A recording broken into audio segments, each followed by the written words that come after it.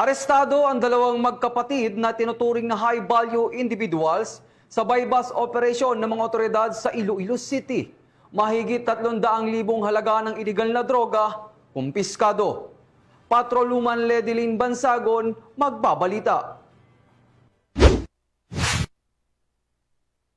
Sa gitna ng pagdiriwang ng undas, hindi nagpatinag ang ating mga kapulisan matapos nila madakip ang magkapatid na itinuring na high-valued individual sa matagumpay na buy-bust operation na isinagawa ng Station Drug Enforcement Team Iloilo City Police Station 2 sa Zone 3, Barangay Baldosa, La Paz, alas 10:05 ng gabi nito lamang ika-1 ng Nobyembre taong kasalukuyan. Kinilala ni Police Captain Jeffrey Delgado, Officer in Charge ng Iloilo City Police Station 2, ang mga suspect na sina alias Ryan, 47 taong gulang, may asawa at 10 anak at nagtatrabaho bilang isang welder, at alias Rock, 39 na taong gulang, may live-in partner na 4 ang anak, isang on-call construction worker at kapwa sila residente ng nasabing barangay. Sinagawa ang operasyon matapos ang 2 linggong masusing pagmamanman laban sa magkapatid. Sa operasyon, nakabili ang pulis na nagpanggap na buyer ng isang sachet ng hinihilaang shabu mula kay alias Ryan gamit ang 2,500